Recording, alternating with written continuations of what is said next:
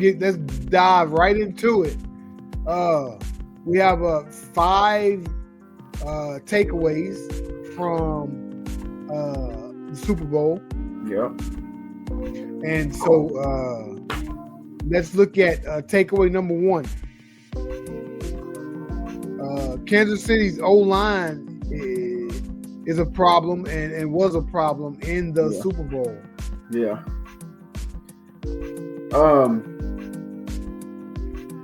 You could blame it on the Philadelphia Eagles' good pass rush.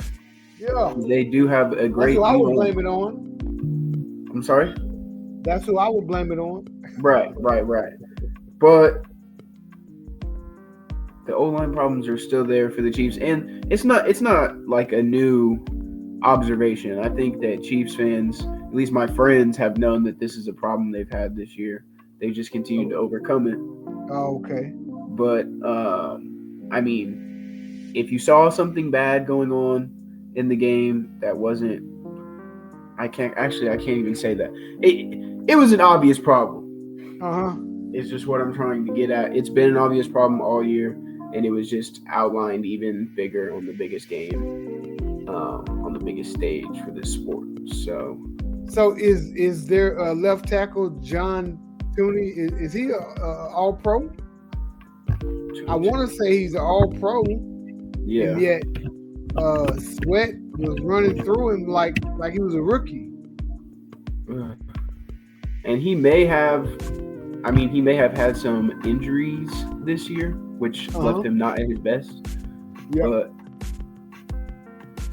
I'm not sure. Yeah, that's what I was thinking. But that was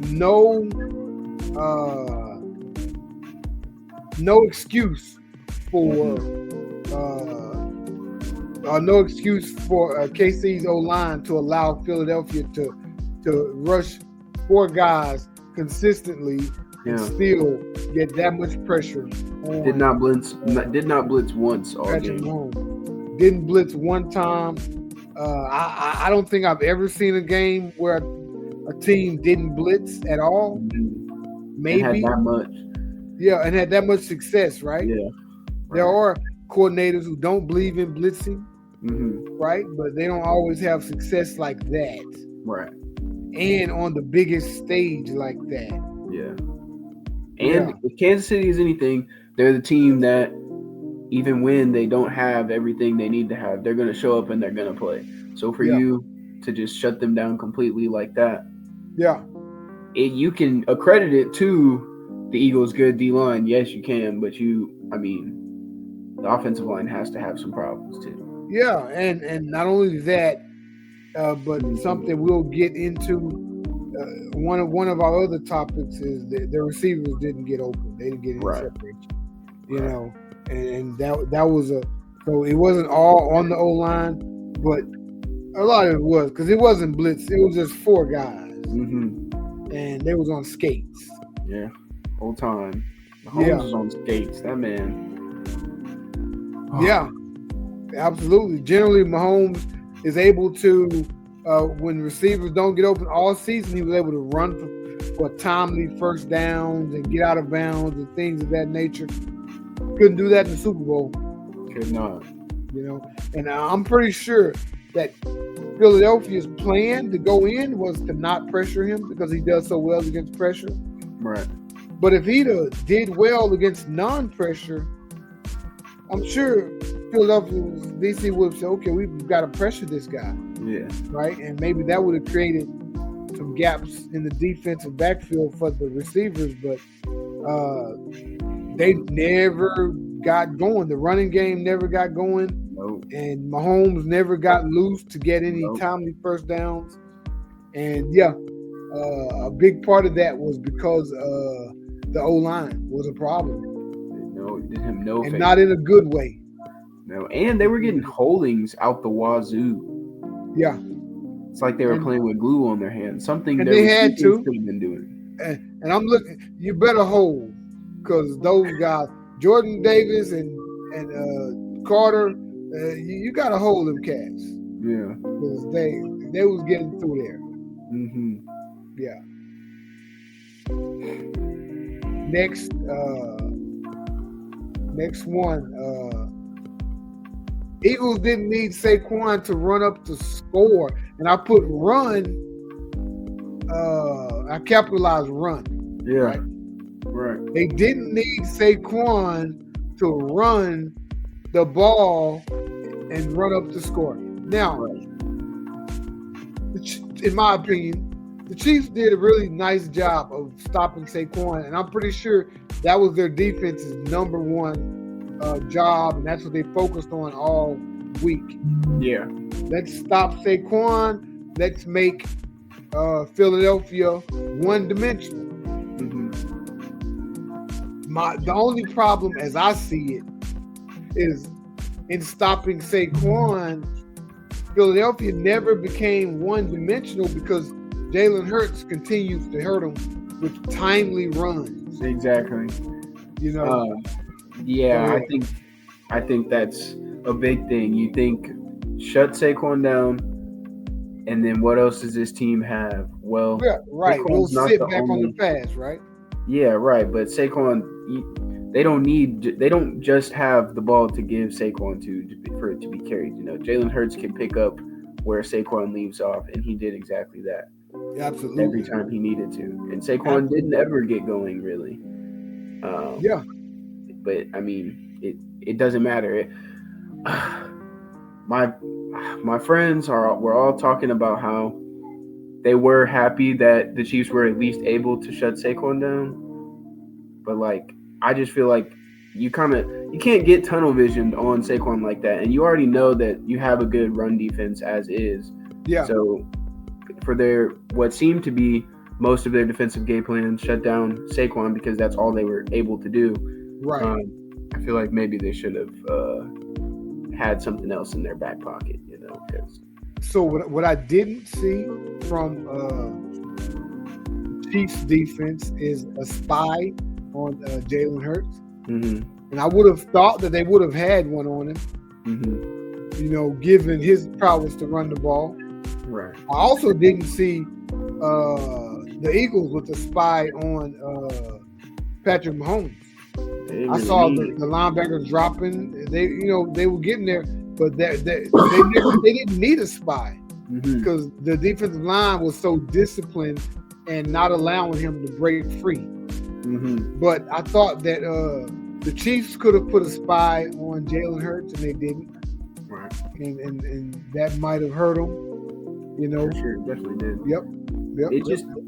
It just always perplexes me when it seems like teams forget that Jalen Hurts is good on his legs too. Like, I know that that's like a big Lamar thing, and like that's the one thing Lamar is pioneered for in the league. Right. You know?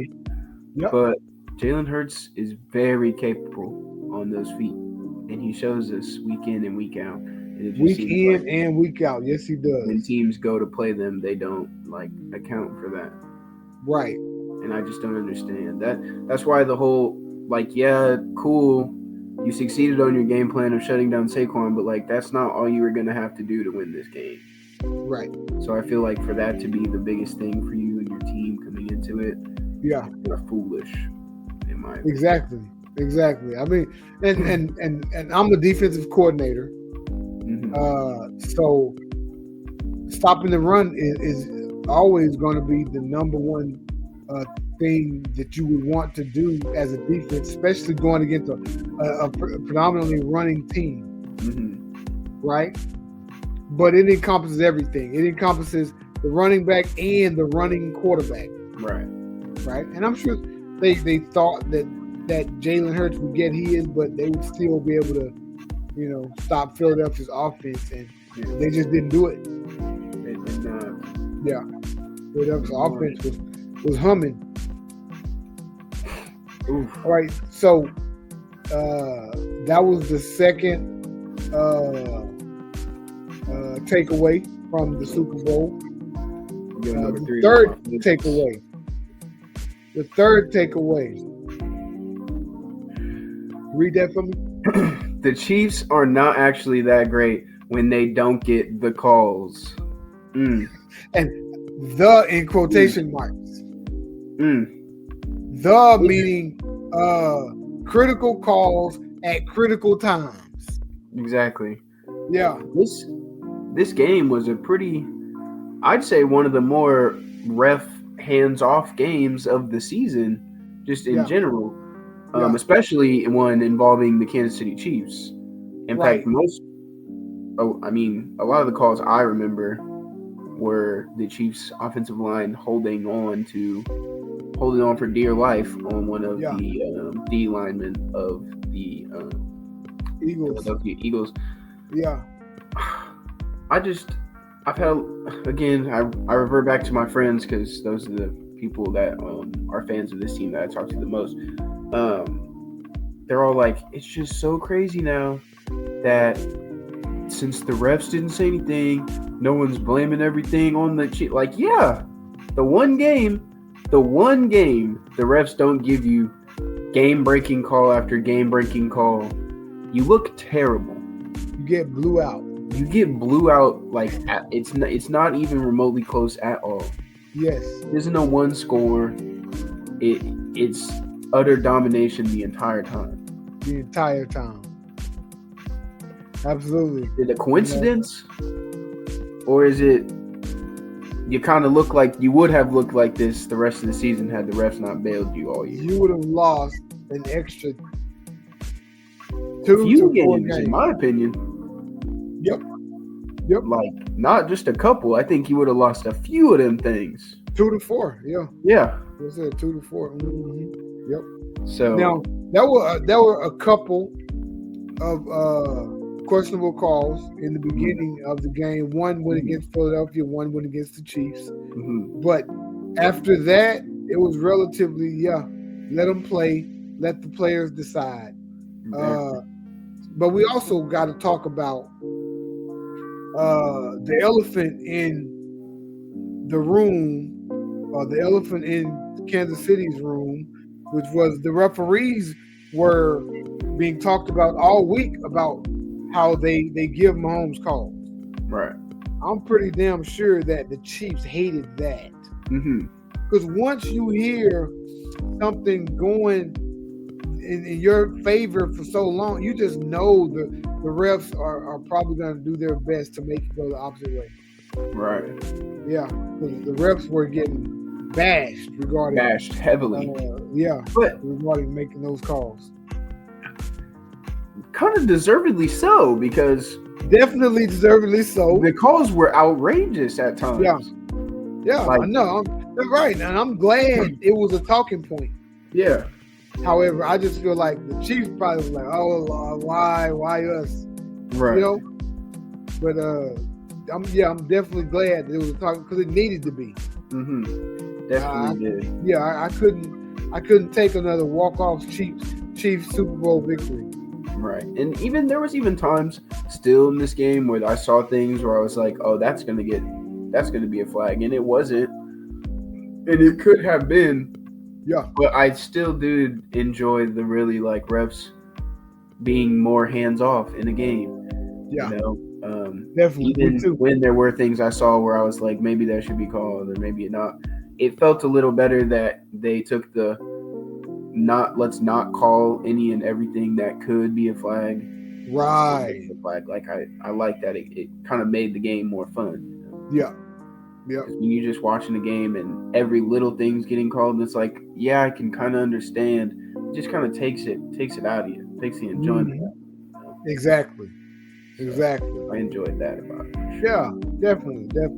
Now, I hope that the sort of the aura surrounding Patrick Mahomes with the referees, I hope the referees can sort of call him more fairly moving forward. Agreed. You know, and that aura of invincibility is gone. Yeah. You know. So, I agree. Hopefully next season doesn't come and we're right back to where we were. That would be unfortunate. Hopefully it can continue to carry on. Right. Now the fourth takeaway from the Super Bowl. KC needs help in the receiver room. they do. Yeah. So they have some good players now. Xavier Worthy was the best offensive player all night for them, and he's a rookie. Granted, those stats were in super garbage time. A lot of them were. Oh, I mean, because they couldn't get anything going, but yeah, you know, like he probably was running open a lot, and they just couldn't get him the ball. Right. Yeah. Well, you know, other than that, Travis Kelce shut down. He's still a great player in my opinion, and you know, I think next year he'll hit the ground running. If he plays. DeAndre Hopkins, what do you think about him? Them drops were not what you want out of a receiver of his caliber. Yeah. The drops were pretty bad. Aside from that, I think he only caught like 2 balls. I wasn't very impressed. Didn't he catch the touchdown and a 2-point conversion? He did get a touchdown. And he caught the last 2-point conversion. Right. Yeah, he had 2 receptions. So he only had 2 receptions? Yep, for 18 yards and a touchdown. Oh, okay. Well, yeah, so they don't count the 2-point conversion as a reception. It's just a point after attempt. And then Juju had 2 receptions. Hollywood Brown had 2. Hunt, Pacheco, and Noah Gray all had 1. Kelce had 0 receptions? Oh, no. Kelce had 4 for 39. Worthy 8 for 157. Who? Worthy. Oh, Worthy. Yeah. Okay. So, I think in this draft, they'll probably prioritize another offensive weapon, whether it's a running back, right, or a receiver. Probably the one that's best available in the first round. They need one, and they have Worthy to take the top off the defense, so maybe they'll get a slot. Yeah. What do you think? Well, definitely go receiver in the draft, probably first round, like you said. Xavier Worthy is gonna be a fantastic receiver next year. Yes, he is. Travis Kelce, I'm not fully on the train that he is going to be playing next year. I think he may retire this offseason. Okay. I kind of feel like this was probably one of his downest years he's had. He did well. He's had a slow start. He did end up picking it up later on in the season, but still not the greatest year for him. And his performance in the Super Bowl was not good. Watching him sitting on the bench with his head down in his hands kind of gave me the same feeling I had when I watched Ben Roethlisberger cry alone on the bench after we beat them in the playoffs a few years ago. He just looked utterly defeated. Like he had the Chiefs, they just generally carry this feeling with them, and you can see it on them, and feel it like oozing off of them. Just like it may not look good right now, but it's gonna look great for us soon. He once at any point did I see the camera pan to him on the bench, and I felt like he felt like this was gonna end up going well for himself and his team. To me, he just looks a little checked out, and maybe it's a focus thing, and he just needs to get that back, and he will come back and play good again next year. Yeah, but he's definitely. Go ahead. Don't think he is going to come back and play next year, and I think if he does. What year is this for Kelce? Ooh. What year is this? How many seasons is this? I know he's 36. Because I think he has some good years left. Because a lot of times with a loss, cats, they have a bad taste in their mouth for football. Right. Now you're coming off a loss, plus you got to do all the grinding of getting ready for the upcoming season. He's So played that 11 makes seasons so far. so far 11. Yeah. I think he could play. I think he wants. I think he'll play 13, 14. I think Kelsey will play a few more. Now, granted, he's dating a superstar, Mm-hmm. so anything can happen with that. He's got a really good podcast. So he's got some things going off the field. So Yeah. what you're saying is absolutely true. He could definitely hang it up. But I feel like after going on vacation for a month, Mm-hmm. thinking about the team they have coming back, and that it still got some good people. I think that he'll, probably want to run it back, Yeah. but he'll need some help. He'll need some help. He could definitely want to come back. He has said that he is just going to take his time. Yeah. To figure out what it is he wants to do. Okay.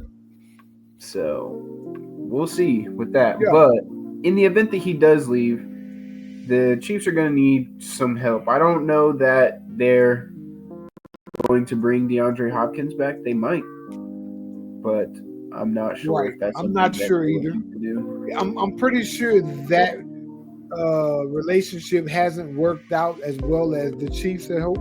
Yeah. Yeah. Juju, I honestly, until a few weeks ago, forgot that he was still on the Kansas City Chiefs.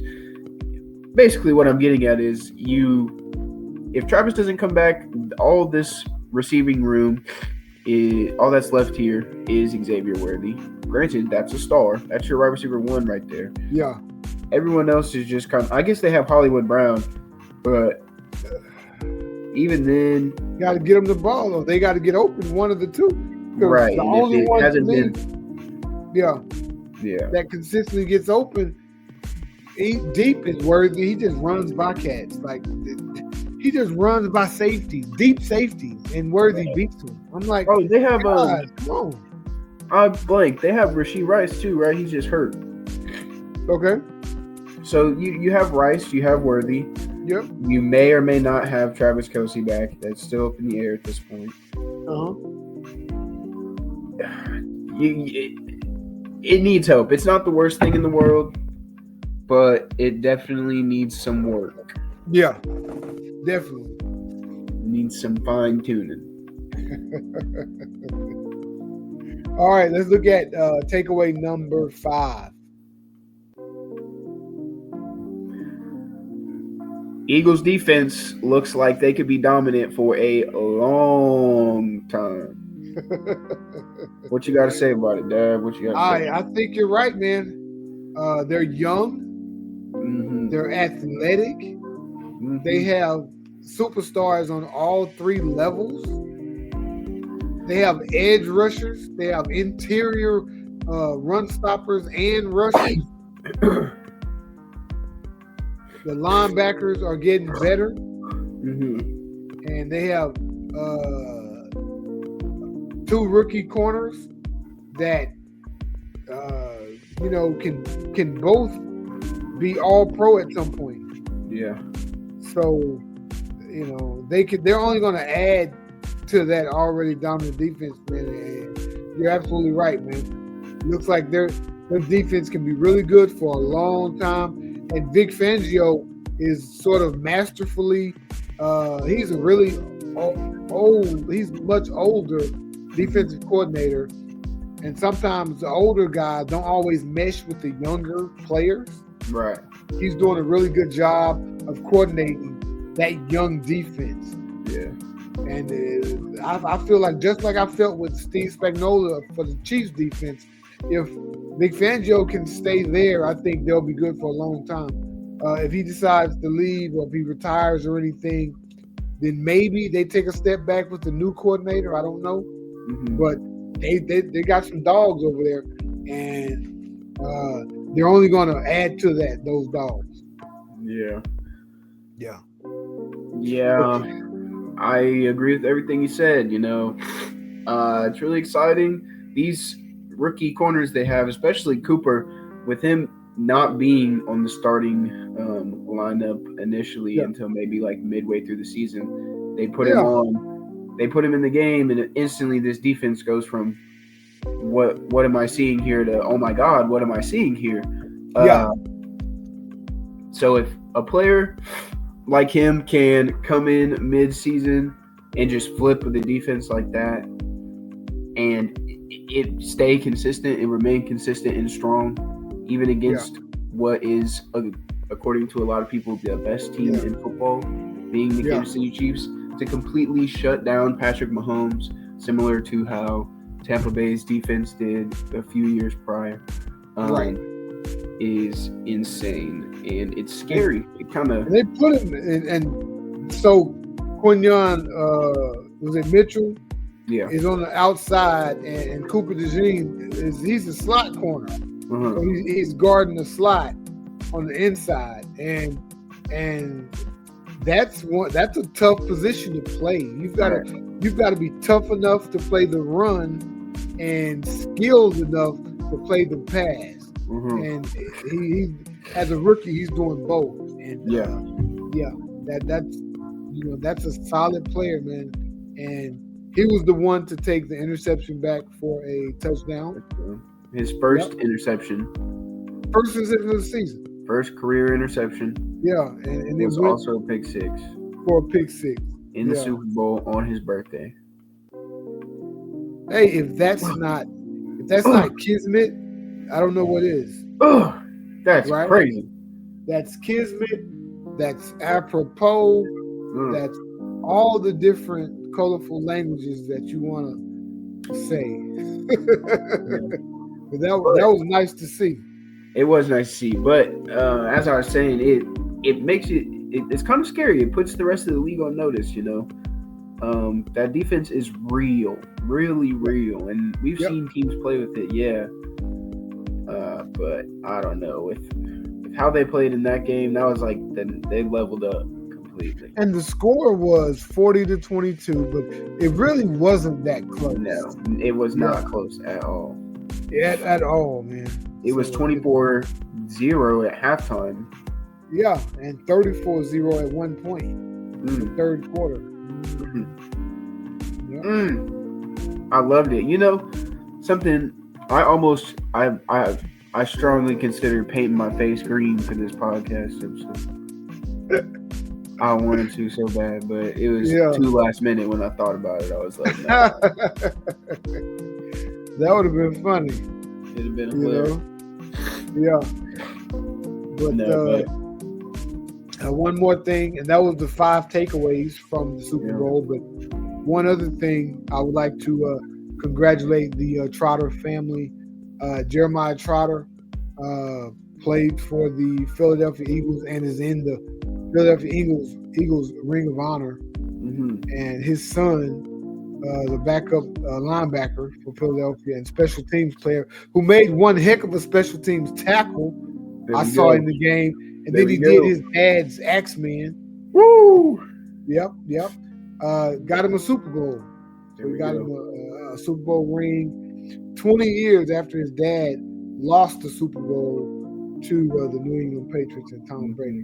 So that congratulations to them. Congratulations. Yes, sir.